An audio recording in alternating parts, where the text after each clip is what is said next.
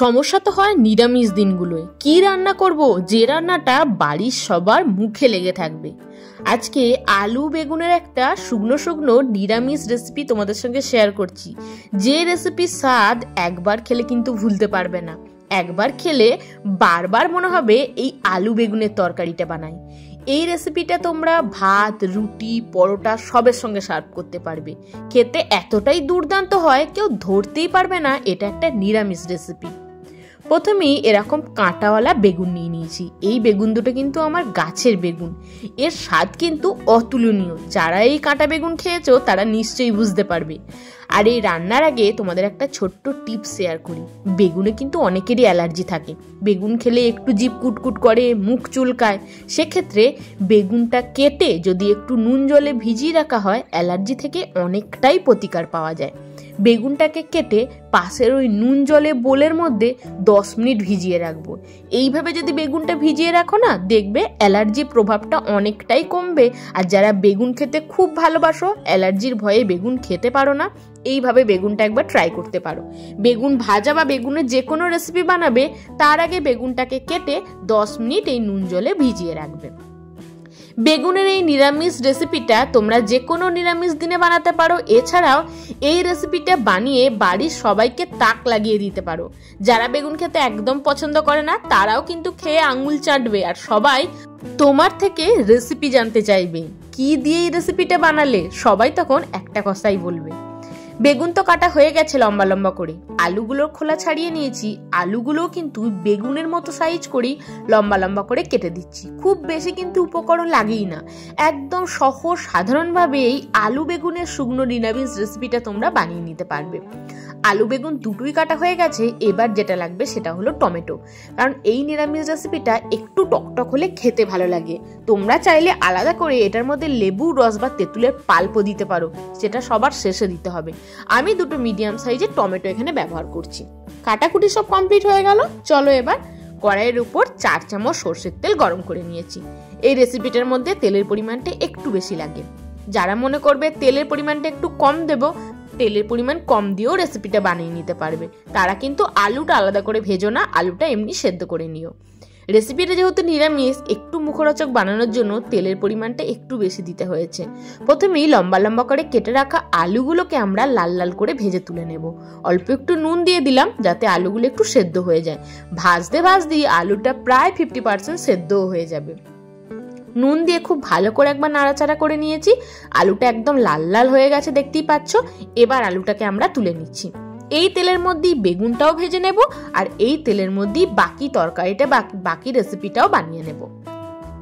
তুলে নিলাম এবার আলুটা। এবার এই তেলের মধ্যে আমাদের নেক্সট কাজ হচ্ছে বেগুনগুলো ভেজে নেওয়া। আমার এই গাছের বেগুনগুলো ভাজতে সত্যি কথায় একদমই খুব বেশি তেল লাগে না, একদম নরম মোমের মতো গলে যায়।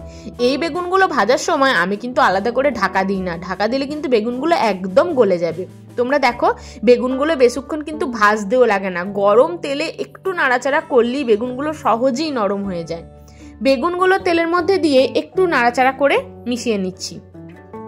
তারপর পরিমাণ মতো এখানে হলুদ গুঁড়ো আর নুনটা দিয়ে দেবো, যাতে বেগুনটা তাড়াতাড়ি নরম হয়ে যায় আর বেগুনের রংটাও খুব সুন্দর আসে। এই সময় কিন্তু হলুদ গুঁড়োটা অবশ্যই দিও।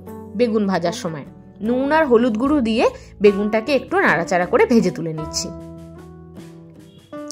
শীতকালীন অনেক রকম কিন্তু বেগুন পাওয়া যায়। আমার সবচেয়ে প্রিয় বেগুন হচ্ছে এই কাঁটা বেগুনটা।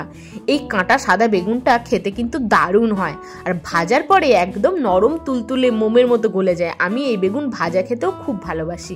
বেগুন ভাজা হয়ে গেল। এবার যে তেলটা রয়েছে, এই তেলের মধ্যেই বাকি রেসিপিটা বানিয়ে নেব। এই তেলের মধ্যেই প্রথমেই 1/2 চামচ 5 ফোড়ন, 2টো তেজপাতা আর 2টো শুকনো লঙ্কা ফোড়ন দিয়ে দিলাম। ফোড়নটা থেকে যখন খুব সুন্দর একটা গন্ধ আসবে, ফোড়নটা ভাজা ভাজা হয়ে যাবে, 2টো মিডিয়াম সাইজের যে টমেটো কেটে রেখেছিলাম, টমেটোটা এবার তেলের মধ্যে দিয়ে দিলাম। টমেটোটা ভালো করে নাড়াচাড়া করে নেব। এই সময় পারলে একটু নুন দিয়ে দিও, টমেটোটা তাড়াতাড়ি নরম হয়ে যাবে আর গলে যাবে। কিছুক্ষণ নাড়াচাড়া করে মিশিয়ে নেওয়ার পর একসাথে বেটে রাখা আদা আর কাঁচা লঙ্কার পেস্ট দিয়ে দিলাম। আমি আদা কাঁচা লঙ্কা বাটা দিয়েছি, তোমরা চাইলে আদা কাঁচা লঙ্কাটা গ্রেট করেও দিতে পারো, আবার একটু থেতো করেও দিতে পারো। আদা কাঁচা লঙ্কাটা দেওয়ার পর খুব ভালো করে কিছুক্ষণ মিশিয়ে নিয়ে একে একে শুকনো মশলাগুলো দেব, যার মধ্যে প্রথমেই দিয়েছি হলুদ গুঁড়ো, কাশ্মীরি লঙ্কার গুঁড়ো, জিরে গুঁড়ো আর ধনে গুঁড়ো। সবকিছু মশলার পরিমাণ আমি 1/2 চামচ করে দিয়েছি। যেহেতু মশলাটা নাড়াচাড়া করতে করতে একটু শুকনো শুকনো হয়ে যাচ্ছিল, অল্প অল্প করে একটু গরম জল মিশিয়ে নিয়েছি, যাতে মশলাটা পুড়ে না যায়, তলা থেকে লেগে না যায়। মশলা কষানোর সময় অল্প অল্প করে যদি গরম জল দিয়ে মশলাটা কষানো হয়, সেই রেসিপির টেস্ট কিন্তু দারুণ হয়। পরিমাণ মতো এবার একটু নুন দিয়ে দিলাম। এবার এই রেসিপির আসল ট্রিক্স, এটা কি দিলাম বলতো? এটা দিলাম বেসন। 1 চামচ দিয়ে দিলাম বেসন। এই বেসনটা দেওয়ার জন্যই এই রেসিপির স্বাদটা কিন্তু আরো দ্বিগুণ হয়ে যায়। বেসনটা দেওয়ার পর যে মশলাটা কষানো হয়েছে সেটা কিন্তু একদম আঠা আঠা হয়ে যাবে। কোনো ভয় নেই, গ্যাসের ফ্লেমটা এই সময় লো করে নিও।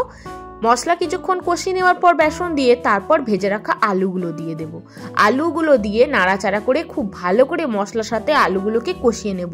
বেগুন কিন্তু এখন দেব না, বেগুন একদম ভেজে নরম করা হয়েছে, তাই বেগুন একদম শেষে দেব। এই সময় ঢাকা দিয়ে দিয়ে আলুটাকে আমরা সেদ্ধ করে নেব। চাইলে সাইড থেকে 2-1 চামচ গরম জল এখানে দিয়ে দিতে পারো। তলায় যদি লেগে যাওয়ার ভয় থাকে সেক্ষেত্রে অল্প অল্প করে গরম জল অ্যাড করতে পারো। আমি আলাদা করে আর গরম জল দিইনি, আলু হালকা সেদ্ধ হওয়াই ছিল। মশলা দিয়ে কিছুক্ষণ কষিয়ে আলু দেওয়ার পর আলুও কিন্তু নরম হয়ে গিয়েছিল। আলু নরম হয়ে যাওয়ার পর ভেজে রাখা বেগুনটা এবার অ্যাড করে দিলাম। মিশিয়ে সবকিছু একদম শুকনো শুকনো করে এটাকে রেডি করে নিচ্ছি। এই তরকারিটা তোমরা রুটির সাথে সার্ভ করে দেখো, এত ভালো খেতে লাগে। এর টেস্ট তো আমার এখনো জিভে লেগে আছে। আর বেগুন দেখলেই মনে হয় এই রেসিপিটা বানিয়ে ফেলি, এটা খেতে দুর্দান্ত হয়েছিল। শেষে এক্সট্রা ফ্লেভার অ্যাড করার জন্য আমি এখানে কোচানো ধনে পাতা দিয়ে দিচ্ছি। আর 1/2 চামচ গরম মশলা বা ভাজা মশলা যদি থাকে সেটা কিন্তু দিতে ভুলো না, সেটা দিলে কিন্তু আরো টেস্টটা ইনহ্যান্স হয়। ধনেপাতা কুচিটা দিয়ে ভালো করে সবকিছু একবার মিশিয়ে নিচ্ছি। আমাদের শুখা শুখা বেগুনের সবজি কিন্তু একদম রেডি। এই স্টাইলেই কিন্তু বিহারের দিকেও কিন্তু বেগুনের সবজিটা বানানো হয়। সেক্ষেত্রে ওরা একটু হালকা তেঁতুলের পাল্প শেষে অ্যাড করে, সেটা একদম চটপটা খেতে হয়। যেহেতু নিরামিষ রেসিপি আর একটু ঝালঝাল হয়েছে, টমেটো দুটো দেওয়া হয়েছে বলে টকটক হয়েছে, টক মিষ্টি ঝালের ব্যালেন্স করার জন্য 4 দানা চিনি আমি দিলাম। চিনিটা দিয়ে ভালো করে মিশিয়ে নিয়ে নামিয়ে দিলাম। আমাদের শুকনো শুকনো বেগুনের নিরামিষ সবজি একদম রেডি হয়েছে। এই সবজিটা খেয়ে আমি তো এর প্রেমে পড়ে গেছি। এতদিন পর্যন্ত বেগুনের যা যা রেসিপি খেয়েছি, আমার কাছে এই রেসিপিটা এখনো সেরা। তোমরা যারা যারা আমার ভিডিওটা দেখছো তাদেরকে আমি একটাই রিকোয়েস্ট করব, একবার বেগুনের এই তরকারিটা বানিয়ে দেখো, এটা খেলে এর প্রেমে পড়ে যাবে। দুর্দান্ত খেতে হয়েছিল। আমি এটা রুটির সঙ্গে সার্ভ করেছিলাম, খেতে জাস্ট অপূর্ব হয়েছিল। এছাড়া ভাতের সঙ্গেও তোমরা এটাকে সার্ভ করতে পারবে।